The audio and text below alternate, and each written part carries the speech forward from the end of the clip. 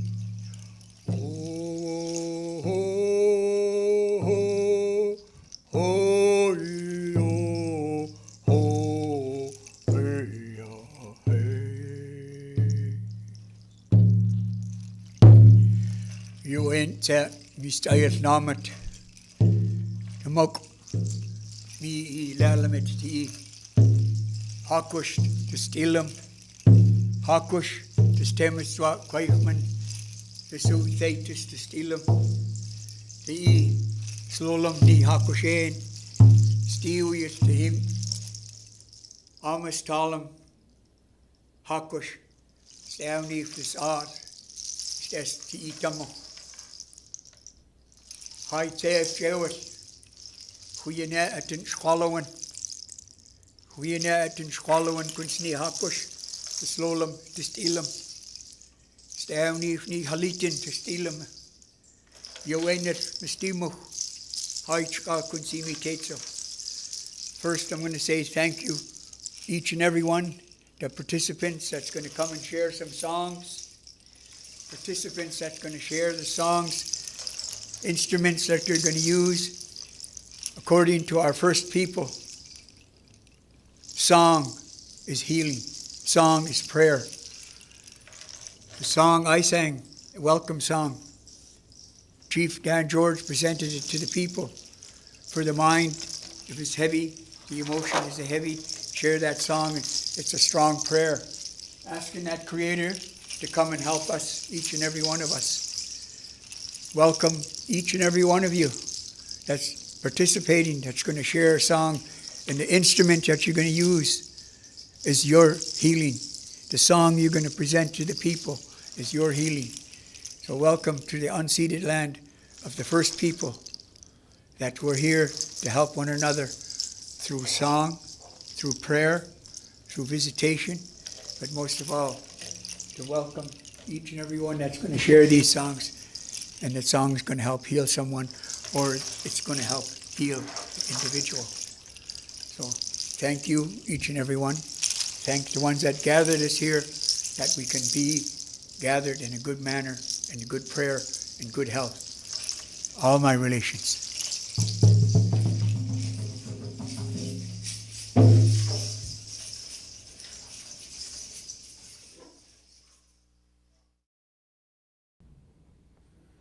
Hello, everybody. Welcome to the Gathering Place and welcome to the Access Festival. I am here today with artist and writer Seema Shah, and we're here to talk about Seema's art and a bunch of other things. So, Seema, welcome. It's nice to have you here today.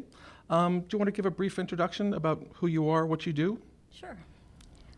I'm a visual artist and writer. I've been doing creative work for over 15 years now, but my background is not in art or creative work at all. It's in healthcare, and I didn't grow up being a particularly creative child or wasn't particularly creative as an adult either. It was really illness and disability that brought me to doing creative work, but in a very gradual and indirect way. But it's really what led me down the path of doing creative work. And it's been about the past 7 years that I've focused on visual art, and before that I was really focused on writing. So now my work is largely collage work, and I don't really know what the impetus for that was, but it's just something I've always over the past 7 years been innately drawn to piecing together different little scenes and images. And I often incorporate writing into my work, and like text, little bits of text, words here and there in different ways. So I still do writing in that context. So that's, but yeah, it's been a lot of evolution over time in terms of what my creative work has looked like. But the collage part is quite consistent, as is the small size of my work. All my pieces are, 8 by 10 would be large for a piece of mine. And part of that is the nature of the work that I do, which is the images and the text, the source material I work with, and the scenes that I create. I think it just lends themselves, like small work, it lends itself to small work. But part of that is also connected to illness and disability, because much of the work that I've done over time has been from bed. So working small and being able to do at least some of my work from bed. I used to work completely from bed, but now I kind of go between different spaces, but a lot of my work still ends up being done from bed. So you mentioned disability was your entryway to creativity. That's kind of interesting. Gateway there. How did that happen? It happened, again, it was gradual. And when I say this, I had this period of time when I was in high school that just kind of came out of nowhere, where I started drawing, like these pencil sketches that are of people, very different work than I started to do later. And I did a little bit of writing, and it was just a period of a few years, and then that completely fell away. And I was in this direction of science and healthcare, and that was what my training and my background, and I worked in that area. And I wasn't thinking at all of creative work. I went years without doing like one creative thing in terms of actually sitting down to do creative work. And then illness, I think I wasn't even aware of what was happening. And at first it was related to mental health. And I had never journaled before in my life, and something in me, I don't know what spurred that, but I started doing a lot of journaling, and I think I was just trying to make sense of what was happening in my life and in myself, which I wasn't clear on. And I think journaling was a way for me to process it and to even have a place to express it, because I wasn't understanding it, I wasn't sharing it with anybody. I was even writing in my journal about how maybe I should see a therapist or somebody. I'd never done that before. And it wasn't for quite a while, that I actually did anything that was like creative work, but the journaling led to writing. And part of it was that I was writing about some of the experiences that were happening to me, with like when I ended up in the hospital, and writing about what I was feeling at the time, as well as just like little bits and pieces that some of it became poetry later, and some of it became raw material for stories that, with time and distance, I felt like I could see the humor in some of it with time, and I felt like, oh, I think I could, maybe write this as, like, a lot of the writing I did was what I'd call creative nonfiction, just autobiographical pieces about experiences, trying to sometimes add humor to make some difficult experiences, and and a little bit of poetry as well that came out of just little fragments from my journal, and that was the start of it. Excuse me. So everybody knows these 4 images right here are 4 of Sheema's collages. So we have a little bit of a reference here for you.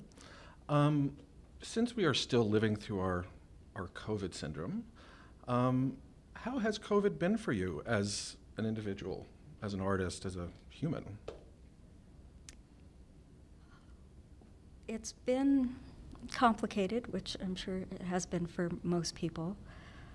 In terms of my day-to-day and my art, it actually, because of chronic illness, initially, I mentioned mental health, but probably about 5 years later, was the onset of physical illness as well. So I live with chronic illness that is very limiting in terms of energy and a lot of fatigue.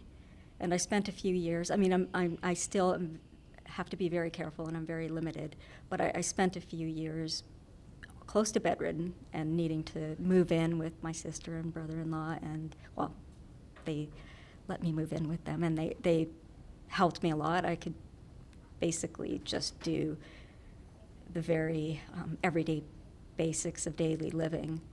And so, I can do a lot more than I could then, but I'm still quite limited. So in a lot of ways, I'm used to working in isolation, and I'm used to working on my own a lot, and within my own space. And I'm able to do a lot more than I used to, but I'm still in bed a lot of the time and not feeling well and functional a lot of the time. And people don't see that because I look well enough. Mm-hmm. So and it's hard to explain, because when people see me, by definition, I'm not in bed and I'm functional enough, So, but there's a lot of resting up beforehand, and there's a lot of recovering after, and there's a lot of pacing myself. So COVID in some ways kind of normalized some of what my life was like, and it made almost, because it was mandatory, it stopped me from sometimes, I do try to pace myself, but I also want to be out in the world and want to be participating in things and being part of a community, and so sometimes it's hard not to go beyond certain limits, and it's almost like it gave me permission to not push myself. It's not that anybody expects me to, but I think it's my own internal as well, that because I look okay, and it's hard to explain to people sometimes why I can't do something, or I can do it, but I really pay the price for it. So COVID, I was able to put more energy into my artwork because I wasn't using it as much just to do some everyday things that I would normally, as well as the fact that a lot of things became more accessible by video, virtually, and Zoom and that kind of thing. So it allowed me to connect with the world in a different way than I was able to before.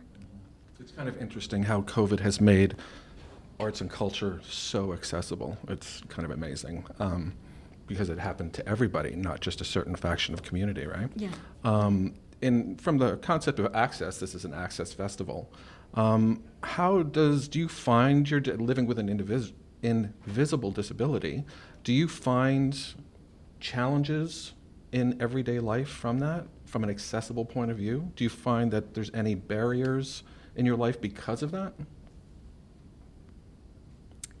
Yeah, definitely barriers. And part of the barriers is that it is hard to explain to people that I do have limitations, and without feeling like I'm being weak or I'm not trying hard enough. But even, I am on disability, and for me, I feel like I can accomplish quite a bit, but I have to do it in a very specific way, and it's not the way that most of the world works. So creative work has become really the focus of my meaningful work. It's, as opposed to being able to make a living from working in healthcare or whatever I was doing before. I've had the privilege of working with you as a gallery owner and an artist, and I know that you've been really creative over the last year and a half, because we've done some great work together, and you've been able to sell lots of work, which congratulations always.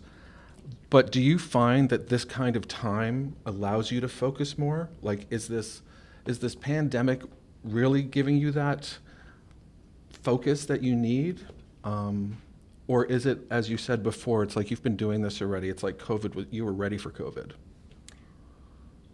Yeah, I don't know if it's necessarily changed my creative output, because also there's just the weight of everything going on in the world that, whether it's affecting my ability to day, it has an impact. But yeah, no, not so much. I think I've been working in a fairly similar way in terms of COVID not necessarily affecting my art practice that much, because I've always worked from home. I work small, and I've been quite homebound, relatively speaking. So yeah, it's a lot of it has been the ability to connect with people virtually has been a big, and even like take part in workshops or just access things that I wasn't able to before in a different way. Yeah. The idea of, COVID, one of the biggest things that COVID has done for a lot of us is it's separated us. It's allowed us not to communicate, or not allowed, it has forced us not to communicate in ways that we're used to, not to be around each other. How has that affected you as an individual? Or maybe it hasn't. Can you elaborate on I what guess you mean it's by more that? about the idea of how COVID has taken away our social aspects, our human need to be social and communicate. And I was wondering if that was a factor in your life at all, if that's... It has been, but again, like I think that it's opened up certain opportunities. Mm-hmm. And, right now there was a call for proposals through Vancouver Coastal Health, through the Consumer Initiative Fund, which is a mental health program. And they have a call for projects for many years, every year, for people with lived experience of mental health challenges. And you can propose a project, and I never have before until last year, and that was the first year they had a call for virtual projects. So I put in a call for a virtual project, and I got funding to do this workshop for artists with lived experience of mental health issues. And it was a platform for me because, along with being limited, I also tend to work better in my own space. And so, but I want to connect with other artists, so it felt like a way that I could do that. And committing to a workshop that I would be doing physically somewhere felt very different to me than trying to do something virtually. So it was the first time I put in a proposal for a project. And it has, we just had our 4th session yesterday, I think, or 3rd. And, it's been a way for me to connect with artists that I haven't really, I've heard of or crossed paths with, but I've never really had a connection with. So even though I've tried to be part of shows or be part of events, workshops, and I've crossed paths with people, I haven't necessarily known them, so it's actually, it's still early on, but I feel like it's been a way to connect with people that's been, it's been more, I've gotten to know people at more of a level of getting to actually know them, not just saying hi and crossing paths with them, and to find out a little bit about their art and their process, and yeah. And that's, COVID has brought some positive things to our lives, and that's obviously one of them. You know, is there anything else that you can think of that's COVID has really done for you that's positive over this time? I know that's a weird question, and I think that's why I ask it.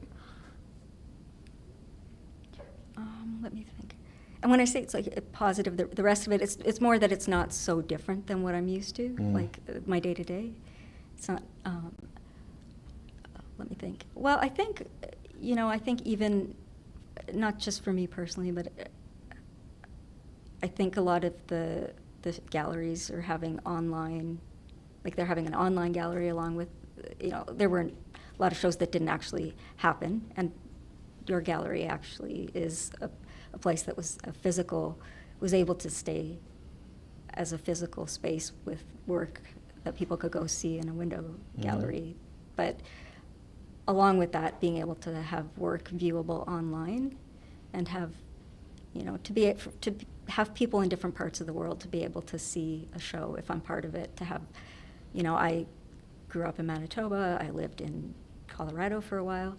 I've, you know, just to be able to tell friends that I'm part of a show and have them actually be able to go look at my work and see it and things like that. So That's great. yeah. Can you talk, I'm going to shift to your art again a little bit. You talked a bit about, you know, how you make your work from a physical point of view. Can you talk a bit more about like the ideas that you bring forward in your artwork? I can. I think I thought about my work, and I tend to think of it in terms of like kind of two different streams. And there's one that's a bit lighter and involves a lot of characters and animals, creatures, kind of like these pieces. And sometimes they're just meant to be fun and silly. Sometimes, like, not that there's actually any intention that going into it, but, you know, as I'm creating. And sometimes there's, you know, attempts at humor, but also trying to convey something that maybe has a bit of meaning to it underneath that.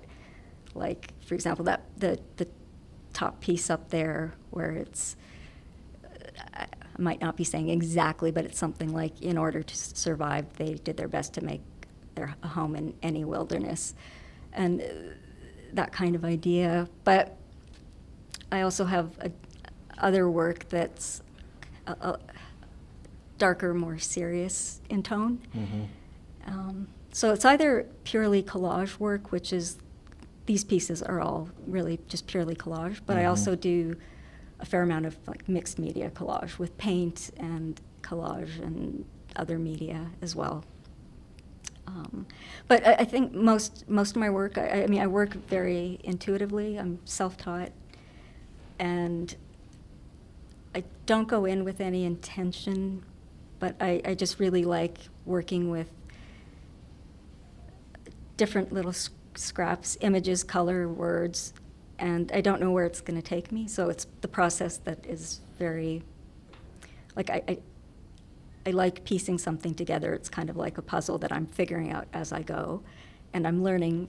It's almost always expressing something about myself, and maybe that's true about with most art, but I feel like I'm kind of seeing a story being created as I go, and it tends to be a lot busier. I tend to have a lot that I add to a piece, and then things get covered over, ripped off, you know, and then the story emerges, like what the actual, what remains is the story that it becomes clear to me, kind of what emerges. So, yeah, but it's very personal in terms of it being reflecting aspects of myself, and The work feels that way, but it still has that sense of humor to it, which is kind of interesting, that juxtaposition, which brings people in, and then you kind of give it to them, which is nice. Can you talk a bit about your writing, maybe, as well, because you're a writer as well? How has that been going for you lately? I haven't been doing as much just like sitting down and writing. Most of the writing has been combined with something visual. So, I mean, I would like to, and actually, that was another thing that just during the pandemic, like writing, one of the first things that was really valuable to me, and I was able to do because I had some funding to go to this conference back in like 2007. It was called Writing and the Art of Medicine, and it's in Iowa. It's the School of Medicine combined with their writing school, which is really well known. And it was the first year they did it, and they've done it every year since then. And it's like, it was an amazing experience for me. I learned so much. And a lot of the writing I was doing was, and have done, is about personal experience, but it's not all related to illness. Some of it is. But that conference, I was never able to go back to it again because financially, as well as physically, even that time it took a lot out of me. But 2020 was the first time that it was like like completely virtual conference. And they allowed people just to sign up for individual sessions. So I was able to do 2 sessions, for $15 US each. And like it allowed me to access that, and I never would have been able to do that. So that was just another aside. But yeah, I think, again, my writing, the writing that I've done more recently and that I've hoped to get back to is sort of a combination. It's almost like this. It's a combination of being rooted in autobiography, but adding humor and adding character. I have this, it's a memoir. I was working on my own memoir, but probably about 7 or 8 years ago, I started this memoir of this character, this elephant character, who's moved to the city. He's an artist. And so I have been working on that. I'd like to get back to it. And I've also been working on this little, I don't know what I would call it, maybe a graphic, it's not a graphic novel, maybe just a zine, but something visual with writing, where, again, it's a character, but it's combining humor with my own kind of experience, but in an oblique way. I think I often use like humor, characters, metaphor, whether it's in writing or visually, to convey. I think my writing earlier was more direct and was more about me. Whereas I've moved to something that's a little more distant from me, but it's still me. It's pretty inspiring that you've been so creative during COVID, because for so many artists, it's really crushed them, and it's really taken a lot of that creativity away. So it's really great to hear that. One of the things also that we've been talking about for the Access Festival, which is a bit of a leap here, but Access covers so many things: disability, race, like religion, all of these things. As a person who's not Caucasian, how do you find in this kind of community that there is an access issue for you at all? Which community? I guess in our city, I'll say it that way.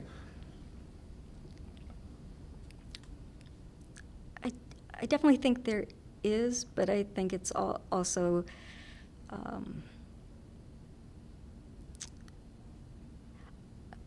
I think I probably experience it less than some people because I have been so isolated, and it's hard to convey how removed I've been from the world in a lot of ways. It's very sporadic and limited, so I think I don't necessarily experience it in the same way that I might if I was like able to be involved in the world as much as I'd like to be, if that makes sense. How can that, well,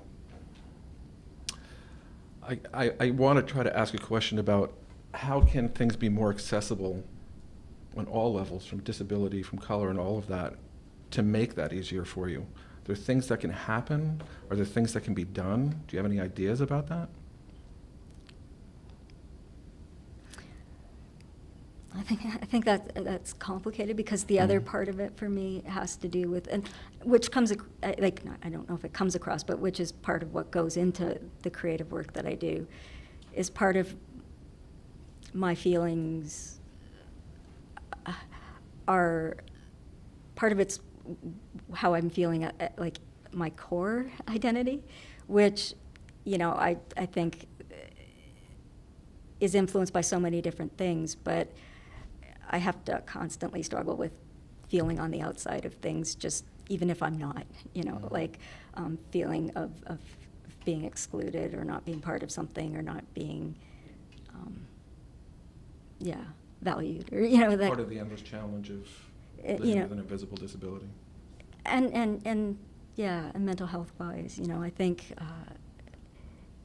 I think is more kind of at the root of some of what some of my struggles are, right? Like, so it's already a challenge for me to feel like I am included. Mm-hmm. So then there's these superficial factors that maybe add to that. Mm-hmm. But I kind of go into things already feeling that way, just at a core level. Yeah. If that makes sense, I don't know. It does. It all makes sense. Seema, I really want to thank you for spending time with us today, sharing your art, sharing your thoughts. It's really important for everybody to be able to hear different perspectives and different views on how we're all living through this time. I want also everybody to know that in the bottom of this feed, you'll be able to see a link to Seema Shaw's website, and so you'll be able to see more of her work there. And on that note, Seema, thank you very much for your time today. Thank you, Yuri. Okay, thank you. Thanks.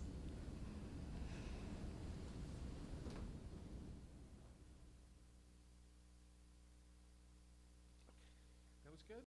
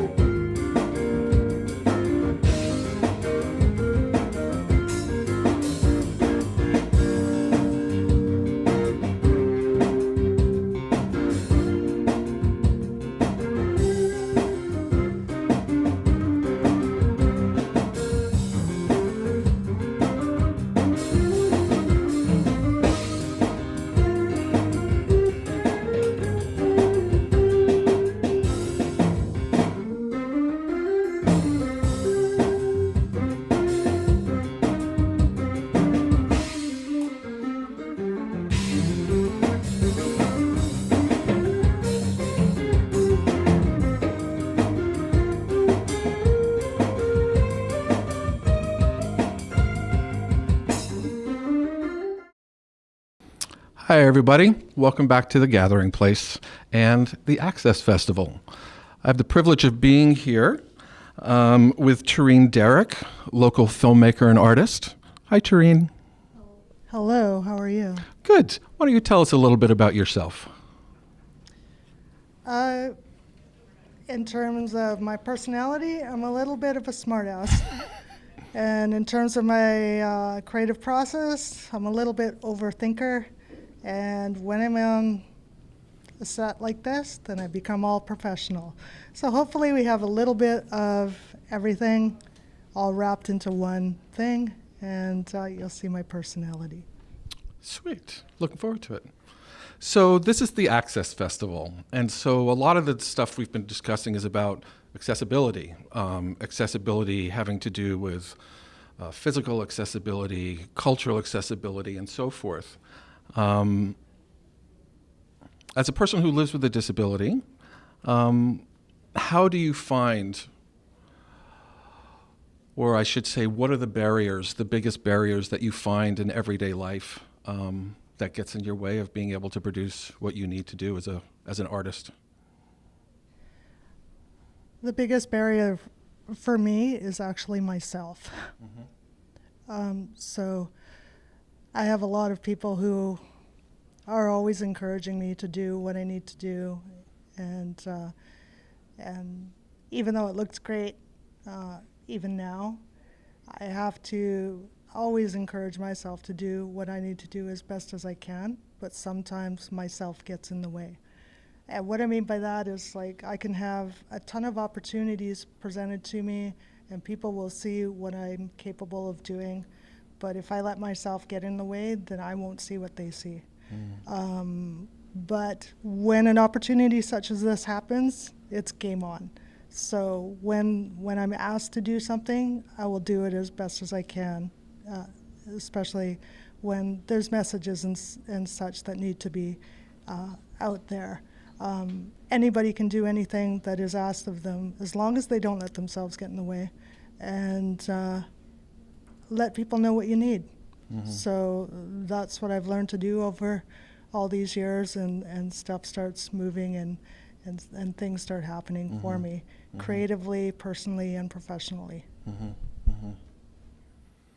You just said something that just slipped out of my head. You were talking about you wanted to do this because there are things that need to be said and messages that need to be shared. Do you have something in mind?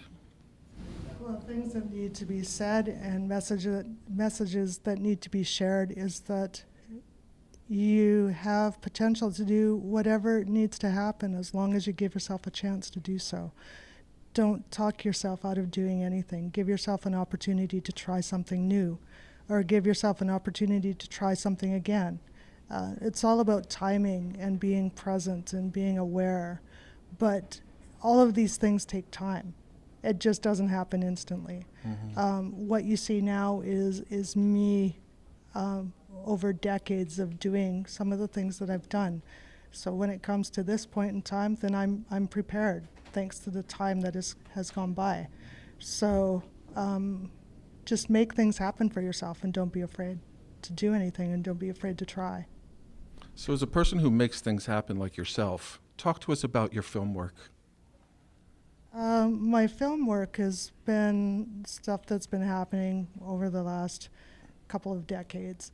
And part of it was delayed up until 2007, and then again in 2013. And those are in reference to a couple of films that I was a part of. One was People First, which is demonstrating the employability of persons with disability and their education process and so on and so forth. And so that film was made in 2007. So I was the narrator for that, and I wrote for that film also. And that was a promise that was kept from my production team from Sagacom Productions. He promised me that he would work with me again as soon as I was able to. So within a few years after the car crash, which is a film that I did called Hurry Up You Stupid Cripple. It was made in 2013 with LMI Tail Feathers.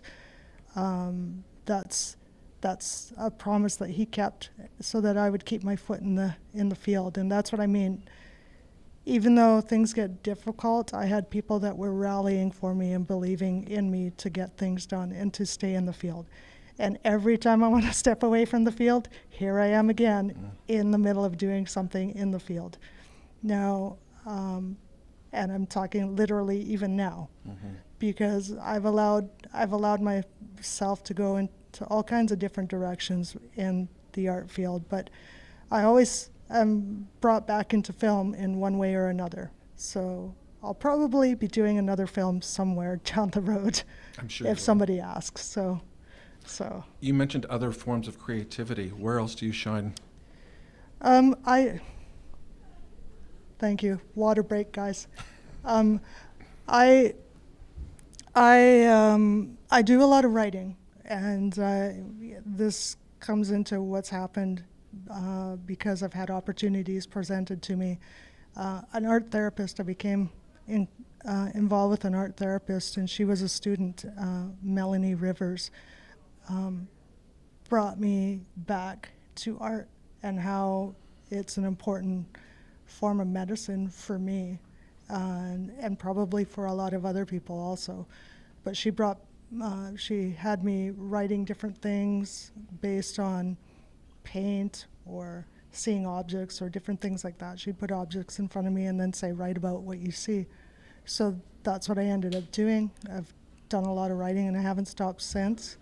And then also I am drawing and painting and doing different things like that. So not only do I do film, I'm also writing and drawing and such. So my next thing that I'm doing is I'm doing something for the Vines Art Festival this year. So And what is that you're doing?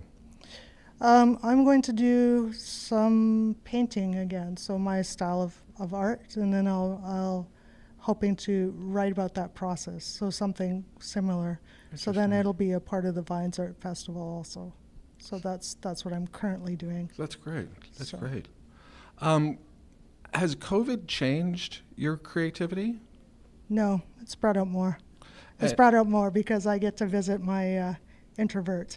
And I know people are like, you're an introvert? And I'm like, oh yes.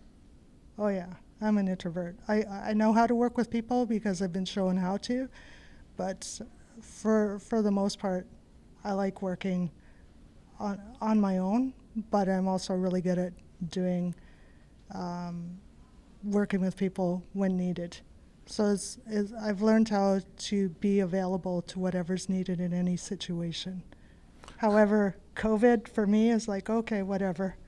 I'm like, yeah, I get to visit my introverts, and a lot of things have happened. Yeah. Because if it wasn't for COVID, I'd be super busy, and like my film life I would have been at all the festivals, connecting with the people there, and hello, shout out to all the film people out here. I miss you dearly, and the film stuff for me, the WIF TV, Women in Film Vancouver, has kept my foot in the door.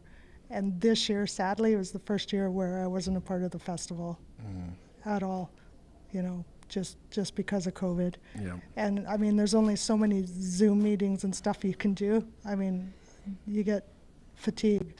So I didn't even do any of that stuff. But I'm glad I'm doing this because they will know that I'm still out there doing something. Oh, So- very much so. Very much so. So We were talking before this. It's hard to avoid the discussion these days about what has happened in Kamloops. As an Indigenous person, is there anything you'd like to say or address related to that? And I don't mean to prompt the question that way, but it is my hope that no harm be done, but healing starts. And with healing starting, that means we all have to work together, regardless of where we're coming from and who we are.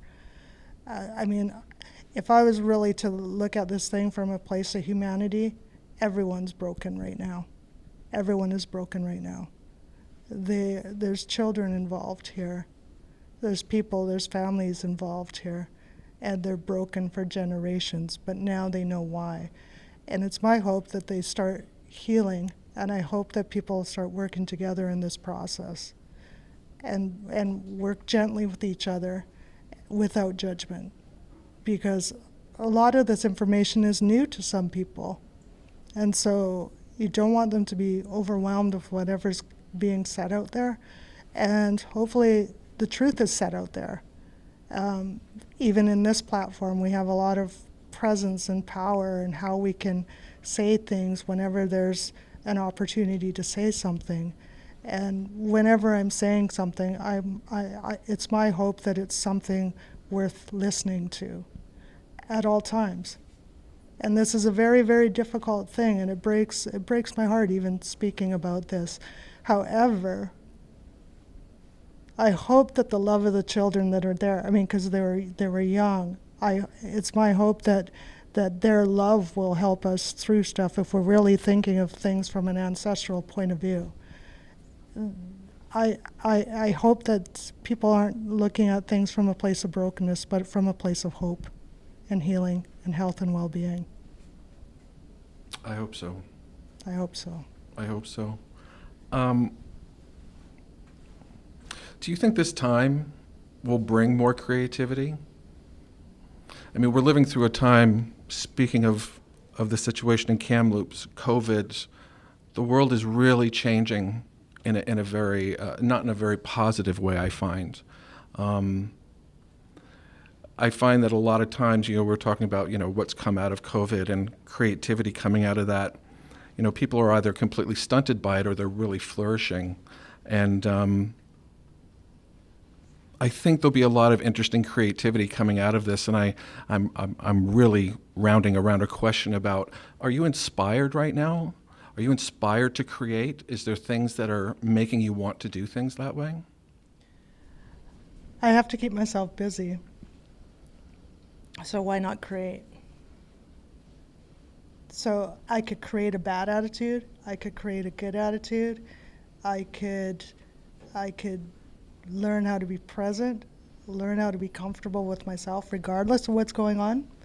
I'm pretty comfortable in my skin anyway as it is. But COVID for me, like I said, it's allowed me to tap into my inner self of the introvert side of me and write some pretty fascinating things, paint some pretty interesting things, meet some interesting people and their approach to COVID. For instance, locally in the community, people know more about what's going on in our little neighborhood now because of COVID, because people were forced to, well, not forced, they were asked to, because that's the thing too, is like changing our language. We're asked to stay in our neighborhoods for the safety and well-being of others. And because of that ask, neighbors have got to know each other. So that's kind of fun. I wouldn't have known some of the people in my neighborhood if it wasn't for COVID, because people get so busy. So the plus side of COVID is this. It's caused us to slow down. It's caused us to appreciate what's happening around us. And for others, they may be shut in. It's caused the opposite side of things, where there's depression and mental health and wellness situations that may be hindered for one reason or another. But I strongly suggest that people check in with people. Not everybody's on social media, so be old school. I've written letters to people, old school, pen to paper, stamp on an envelope, mail it out, make a phone call, just check in. It's amazing what happens when people check in. It's appreciated. So it's just acknowledge and appreciate what's happening around you whenever you can. And you've been able to embrace that in your life. Oh, of course. That's awesome. It's part of my natural way of being also, but there's also the introvert, which I tap into. And I say that with humor, but yeah, I hope that people check in with people, and that it makes a world of difference. It makes a world of difference. I think that connection, the human connection, is what we seem to have been lacking a lot of lately, and that's exactly what you're talking about, is being able to do that. And when we come out of this situation, if we do, it'll be interesting to see how that'll change our everyday lives. How do you think that's going to change for us? I hope that some of the good things that have happened due to COVID still resonate with people, and they don't step away from the check-ins with people. They don't get too busy with each other. I hope that people will still be able to say hi to people and take a few, like a moment or whatever is needed in passing to even just say hello or nod their head if they're not inclined to speak. But it's my hope that people will maintain the level of friendliness that's happened out there, and because it could quite easily be the flip side of things. And I think we'll come out of this probably better people. I mean, you always got to leave someone with hope, and you also have to acknowledge the people that are having difficulty right now. So there's a nod and a shout out to those out there, because there's a lot of people that are grieving for different reasons, and COVID is just one of a situation that's happening in life, because everything about life is also happening. So that needs to be acknowledged and has to be weighted much better than it has been. We've been saturated and inundated with COVID right now, and it needs to be brought back to a more balanced level, because life is life and life is always happening. And that's not going to change. That's not going to change at all. No, it's not going to No. change. I'm going back in my head a couple questions ago. Okay. You're talking about connecting with people and stuff. As an Yes. artist, I'm curious. See, I jumped back. Do you work collaboratively a lot with other artists? Or are you, and I'm basing this on how you spoke about yourself, or are you truly a solo creator? Oh, I'm not a solo creator. It depends on what's needed. For myself, right now, because of what's happening right now, I'm working on my own. However, I also know how to work with others, and it depends on the situation, and it depends on the ask. So for me, when I'm making a film, that's a whole team of people, and the lines of communication have to be very open, and I have to let people know what I need and give them direction if needed, or just listen to what they have to say, and then I work together with them as best as I can. So it's all like right now, I'm working with a team of people. So, you know, it's always making sure that everything's running as smoothly as possible and keeping it as real as possible. So right now, we're right now in the moment, and this is live, so hopefully people are appreciating what's being said through this entire festival, you know, and like I appreciate the opportunity that was given to me, so. Well, we appreciate your voice. It's important for, you know, everybody to have the opportunity to have their voice heard, you know, from their own language, from a first person, and it just doesn't happen often enough, and that's why it's great to be able to speak with individuals this way and to share information. One of the things that we've been talking about accessibility as well is, you know, the whole concept of reconciliation is involved in that as well. I personally speaking, it's important for me to be a supportive person. And as a white male, I was wondering if you could offer any advice on how I can be more supportive of what's going on, specifically supporting the Indigenous community.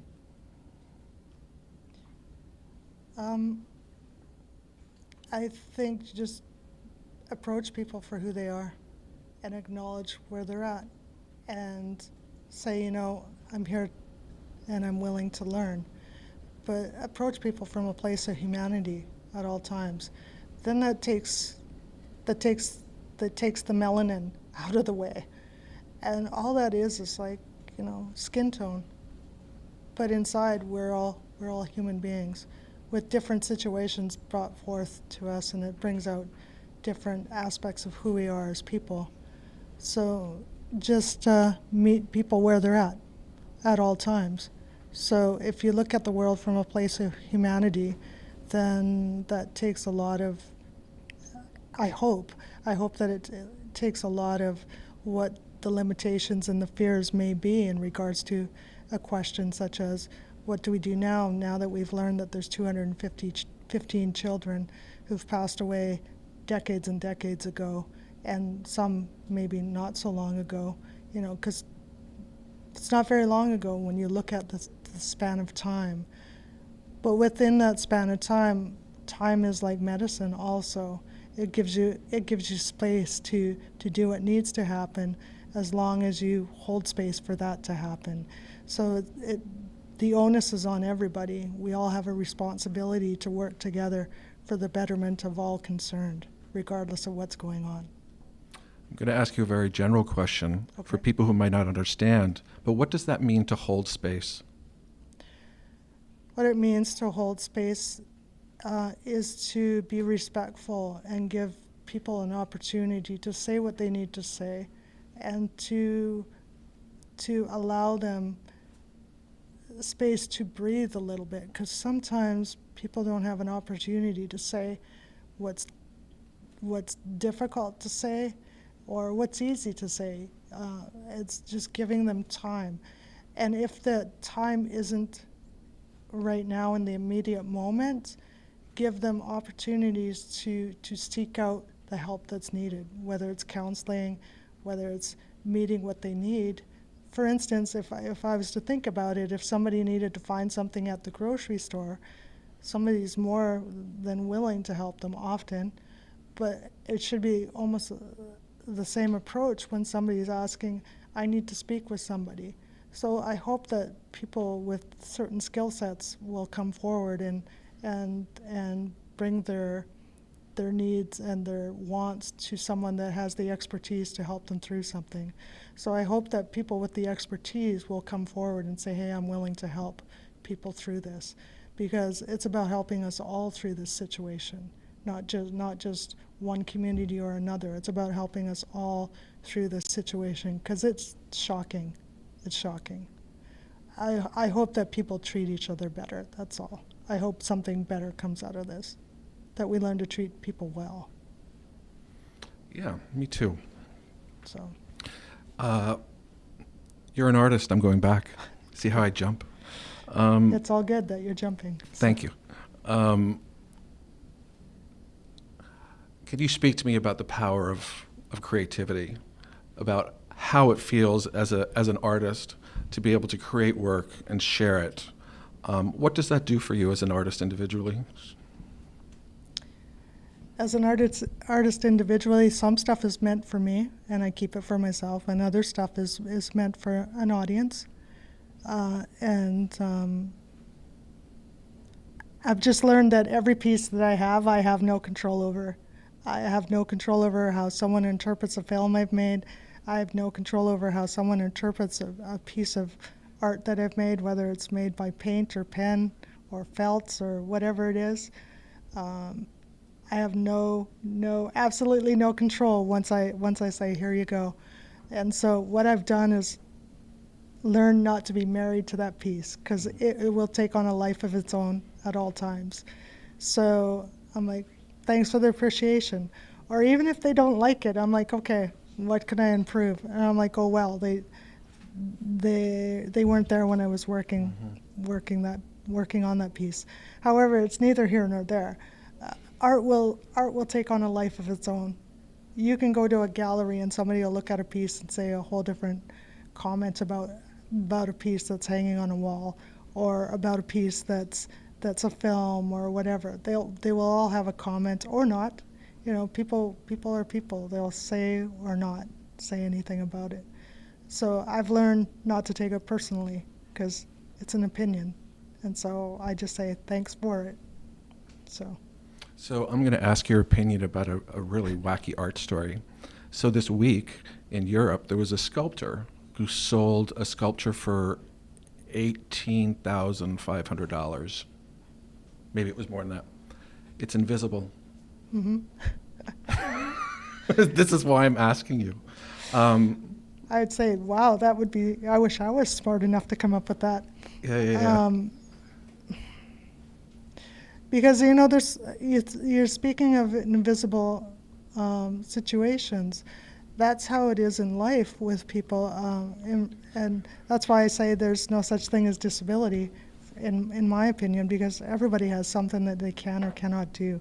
So there's different levels of invisibility. So I'm like, brilliant, man. I wish I thought of that, you know, so. It's kind of interesting just how different forms of creativity, which directions they go, and how we try to get away with what we do creatively speaking. I wanted to acknowledge that you were gracious enough to come in here very last minute for us, and that Tanya wasn't able to be here. And so we really didn't have enough time to really connect before we talked about this. But is there, in just being open, is there anything you'd like to share with us about yourself as an artist? Well, first off, since you brought that other artist up, I'd like to acknowledge her right now. And I have never met her. However, as an artist, whenever there's an opportunity to say something about your work, often they would like to be present. So a nod to her, and hopefully that she gets well. And one day, hopefully, I get to hear your music and your craft. And so back to your question. What was it? Back to my question was about, and see, it slipped my head already. It was asking you about, sharing something with us that you wanted to share with us. Anything, truly.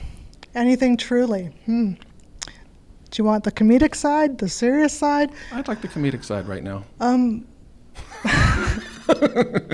The way I walk is a joke. The way I roll in a chair is a joke. Why do you say that? Because there's humor in everything. Yes. And if I can't laugh at myself, then there's a problem. Mm-hmm. It's like, hello, I'll need a counselor. And I think one thing that people are missing in you saying that is that you live with a physical disability. Oh, yes, I have. So when you say you walk funny, it's there's some context for that. Well, the context is this. I was born with cerebral palsy. And if anybody's watched Hurry Up, You Stupid Cripple, they will see the backstory in it. But also, being in a car crash, I've had to learn to adapt and adjust and become the person I am today and be okay with it. And that took some time. So it's all about people giving me opportunity such as this to say what I need to say. And there's always gratitude there. And it hasn't been easy. I mean, I'm making this look really good. But those who know me behind the scenes, they're forever, ever, sometimes getting frustrated with me because they know what I'm capable of doing. That's why I said I need to make sure that I get out of the way. Because as soon as I get out of the way of something, then things start happening. If I'm in the way, then I'm the one that's doing the hindrance, not anybody else. That's what I've learned over time. Often it's me that's hindering opportunities, not anyone else. So, and I've learned to be disarming. So people don't see the crutches, people don't see the chair, they see me. That's the whole point, is that if you want someone to see you, then put your focus on you. And if you want to be arrogant, you got to be really good at it. So, but I mean, what I mean by that is like, start building confidence in yourself and say, you know what, I've learned this, and I haven't, you don't learn to become a great artist overnight. There's some really crappy pieces out there when you first start out. There's really crappy pieces of writing when you first start out. As but there once, should be. Exactly, because, does a toddler learn to walk overnight? No. Does it learn to speak overnight? No.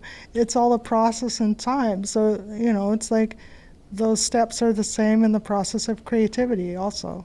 So, I mean, everybody's out there could say, well, I have a crappy film out there, or I have a crappy piece of writing, but somewhere along the line, somebody appreciated it and gave them a time. So that's how you build your portfolio, and that's how you build your confidence, and that's how you start learning to make things happen. And where can people see that last film that you made? Which film? Hurry Up, You Stupid Cripple? It was part of the Access Festival, so if you haven't seen it, it'll be on YouTube for a month. Go to the Access site, and there will be a link there.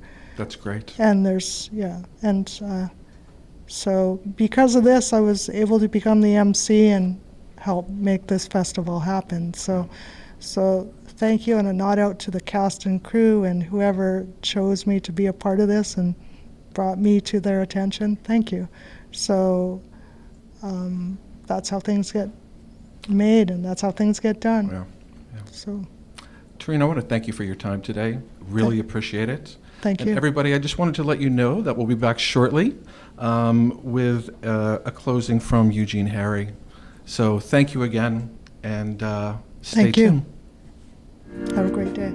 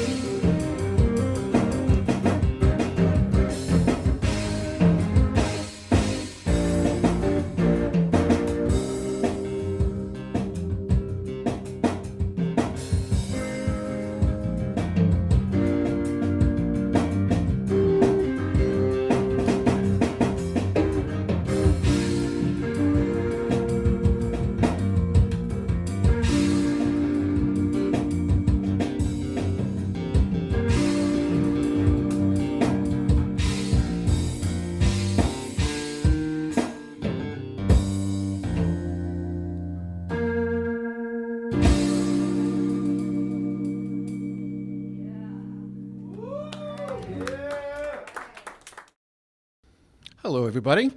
Welcome to our next session. I am privileged to be here with Elder Eugene Harry to fill our third segment of this discussion today. And Eugene and I met before this to kind of figure out what we should be speaking about. And everything we'll be discussing today is what Eugene wants to bring to the table today and wants you to hear today. So, Eugene, thank you for being here today. Eugene is a Cowichan tribe member, residential school survivor, longhouse speaker, ordained minister, and a Shaker church minister as well. So Eugene has a lot of experience, as well as being an Indigenous individual who is here to share some of his own experiences and stories with us. Hi, Eugene. Thank you for being here. Thank you. You went Steelam Klit prayer song just before we start to ease the mind, ease the emotion, medicine the people who are affected. Oh, oh, oh, oh, oh,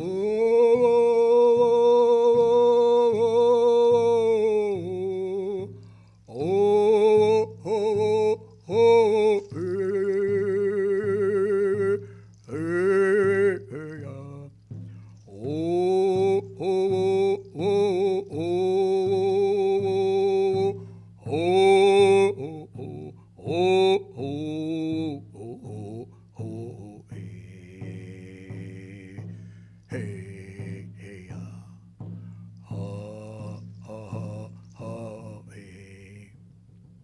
Slowlam, the Neek, Kawatsan, Schmakoset, Hatalos, the Squallowans, Sisuni, Ham, Sisu Halitin, Kus Ham, Kusni, Damatus, Nemister, the Slowlam. Prayer songs from a late uncle. Late uncle was in sorrow, deep sorrow, and he cried real hard, and that cry turned into that chant, turned into that song. So a lot of the healing songs and a lot of the prayers either come from tragic moments, and here he gave that song for all of us to help heal. And I'm grateful to be here to open the minds, educate a little bit of the hardships that's happened. 215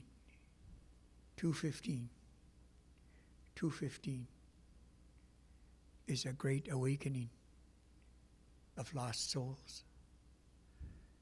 215, we honor and respect the 215 souls, which probably there is many, many more in different places. That's just one location. But I'm going to have a good mind to help you get an understanding of the hardships that our parents and our grandparents went through when they went through this residential school.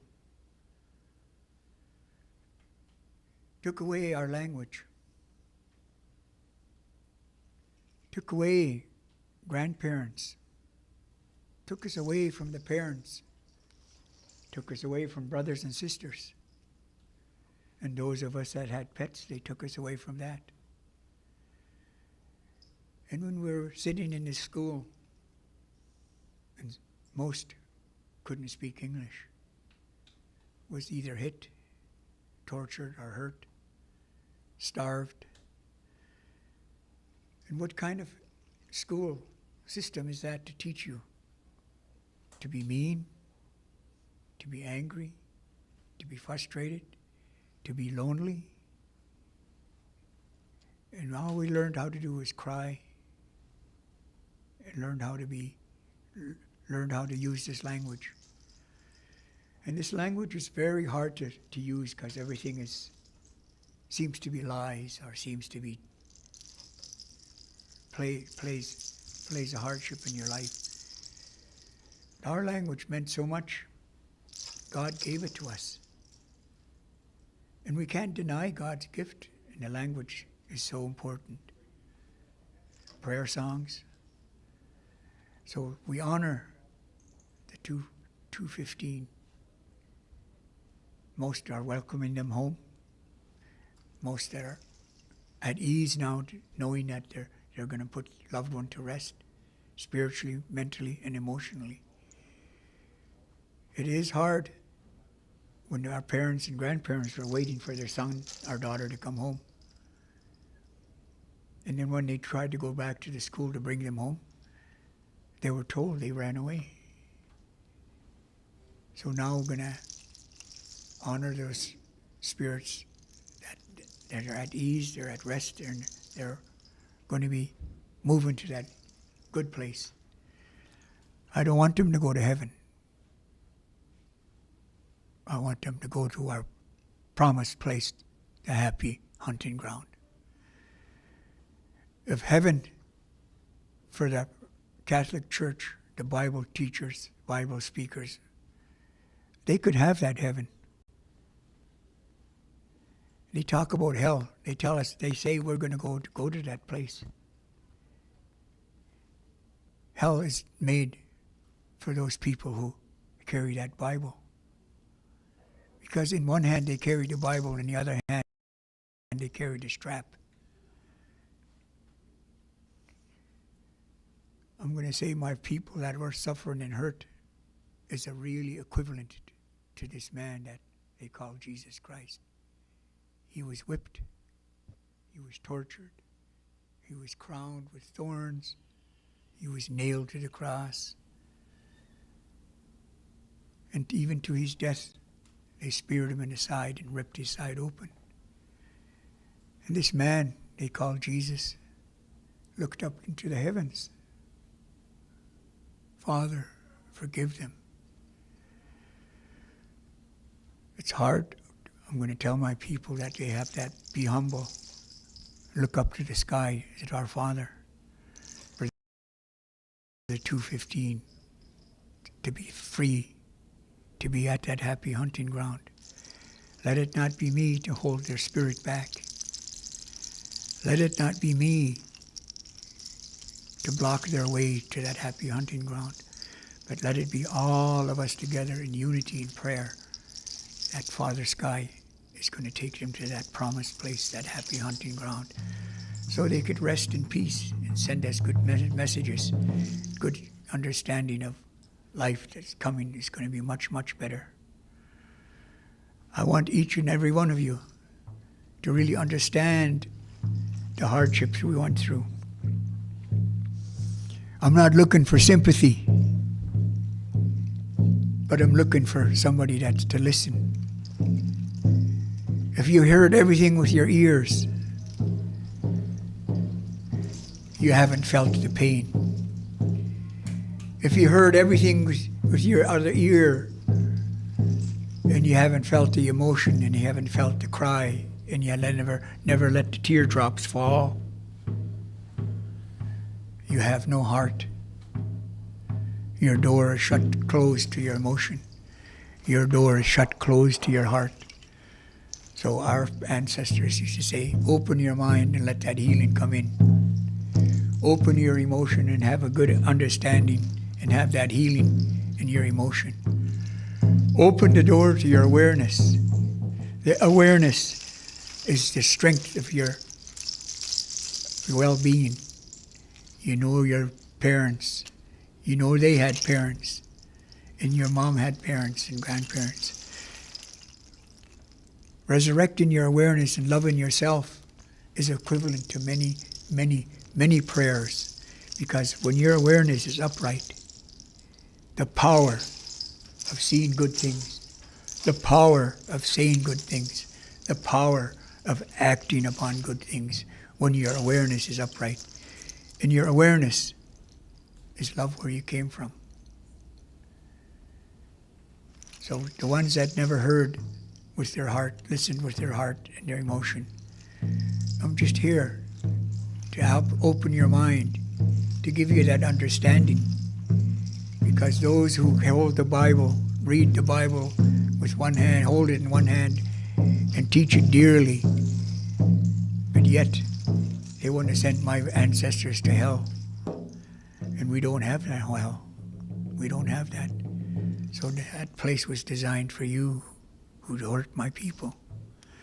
Now I'm going to turn to the ones that are lonely, waiting patiently for their loved ones to come home. Fix that mind. Let your emotion rest and welcome that healing into your emotion.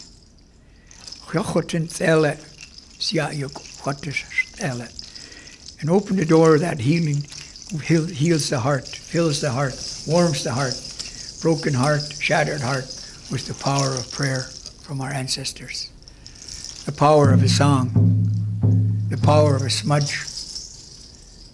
Treat each day with high respect. Even washing your face in the morning, treat it with respect. Treat it with high honor. When you wash your hands, it's equivalent to the smudge ceremony. Your hands is so clean. When you bring those water to your eyes, you see good things in a good way. See good things. Bring it to your ears. You hear good things in a good way. Mouth. Speak good things and you smell good things.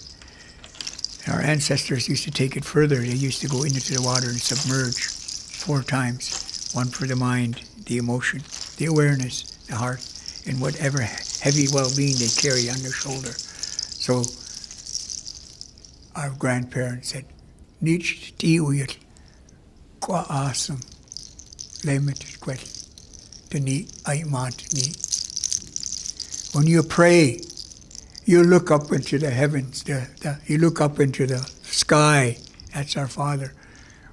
Be open-minded and be like a funnel to receive what goodness you're asking for.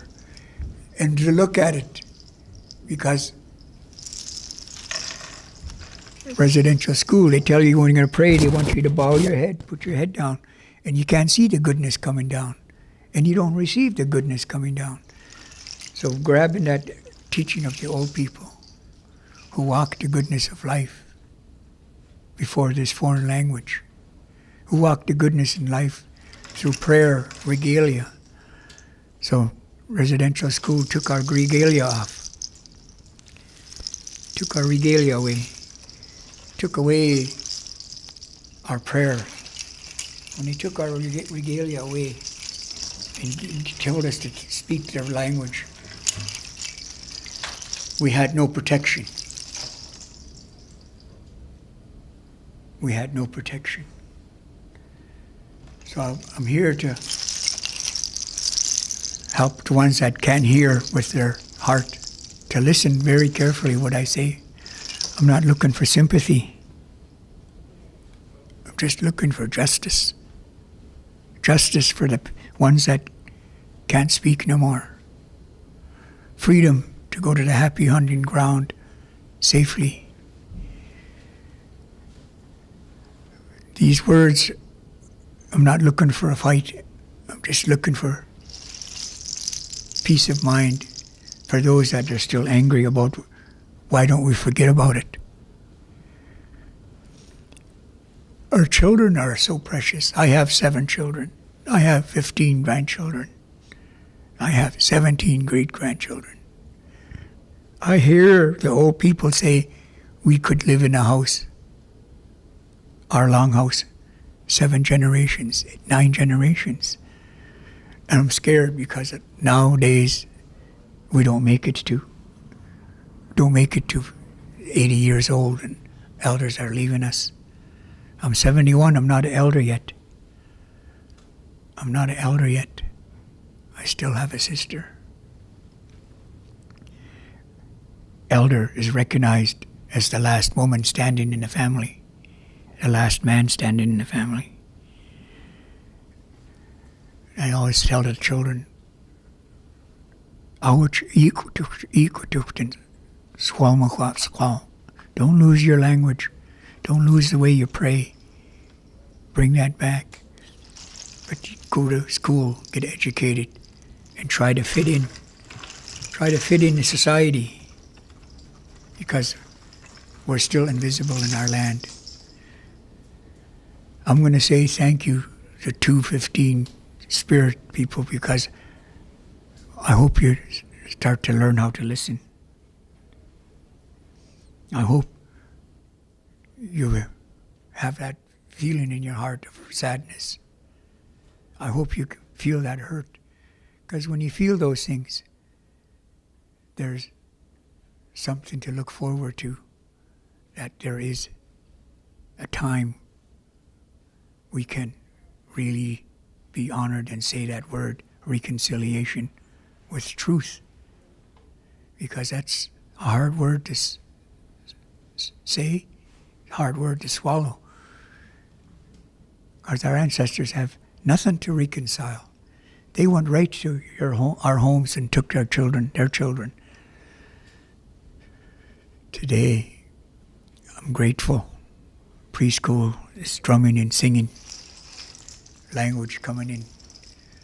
Reconciliation is to be able to take care of the teachers, the caretakers, fit in.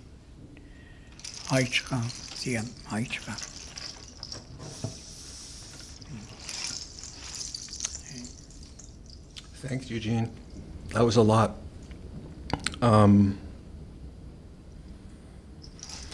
You really covered a lot of what we discussed before this, and you were just speaking about reconciliation.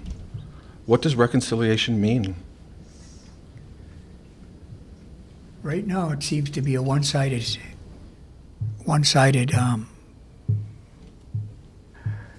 It's one-sided because meaning, if they want to reconcile, they're going to take care of drummers, they're going to take care of weavers, they're going to take care of carriers, and they're going to build I want, hopefully, the same amount of buildings the government has to build so we can bring our drumming and our singing and our language back in those buildings. And they take care of they sponsor and take care of the teachers, the elders that can speak the language. And that's a small step of reconciliation. But just saying sorry is not enough. Reconciliation is to be able to teach the younger people how to be parents, teach them how to be grandparents, aunts and uncles, the language and the computers. I'm so grateful that the young people are bringing the language back, but the government has to sponsor those teachers to bring it back. Build us a beautiful home, because they burnt our longhouses. They destroyed our longhouses. So I may be the only one saying that reconciliation is still bitter and sour. But to me, reconciliation is return everything you took away from us and more. Because I believe it was 152 years they took it away from us. And just saying sorry thinks it covers that 152 years. They're still traumatized. I never told my kids about my residential school, but I always tried to make a better life for them. Better life for them. I helped them go to school. I want them to learn the best way they can. But I teach them the good things that we have at home also. Thank you. We also were discussing before anger.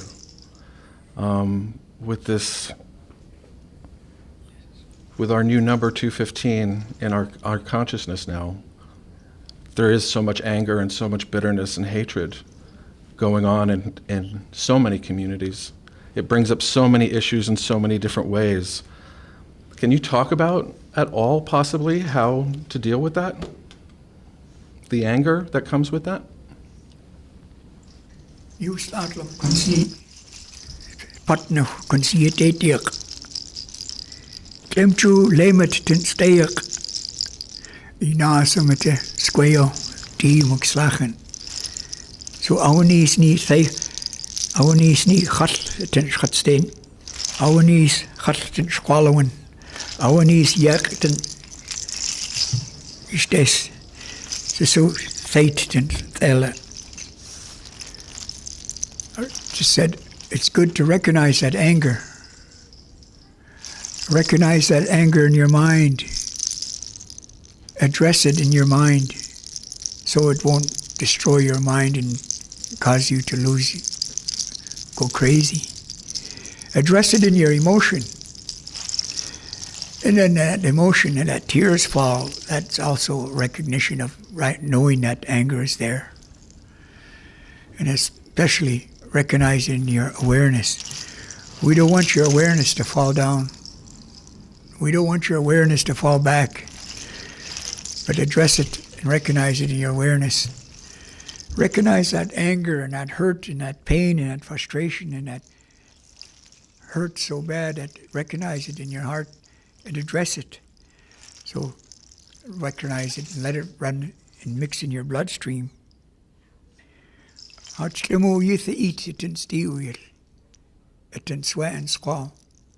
If you are true with your words and prayer in your language, that anger can be out savage with honor and respect. If that's what they want us to be, I want to be a savage of prayer warrior.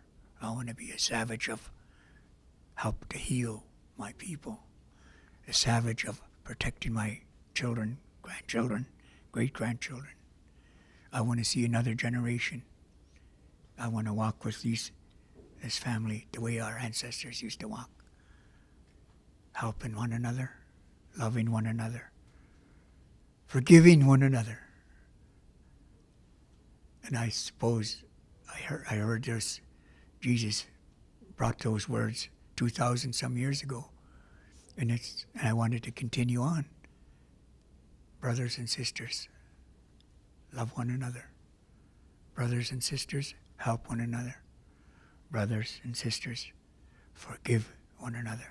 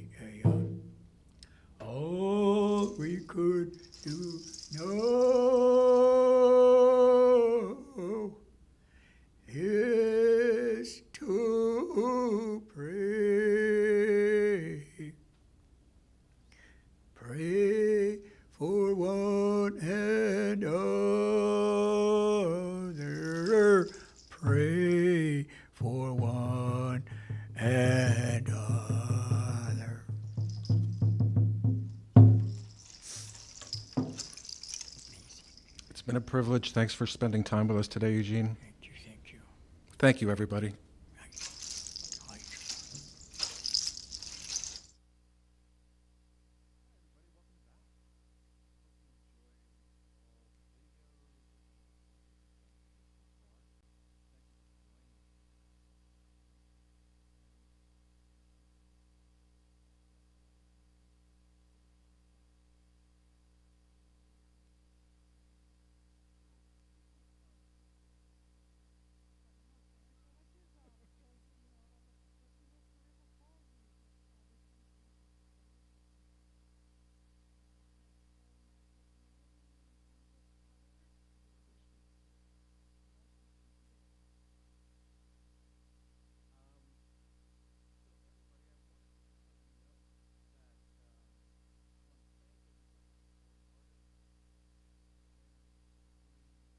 All the audience members who tuned in.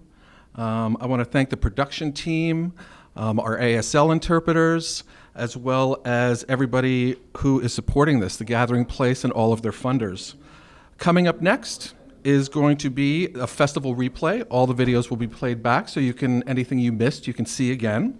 As well as, but first, before that happens, is going to be the Real Wheels production of Wheel Voices Tune In, and that will be starting shortly. So thank you again, everybody, for joining in, and we look forward to seeing you again next year. Thanks, Doreen. You are welcome, and don't forget to take a bathroom break whenever you have a chance. That's just a little bit of humor. And make sure you have a snack. Okay, have a great one, everyone. Bye. Bye.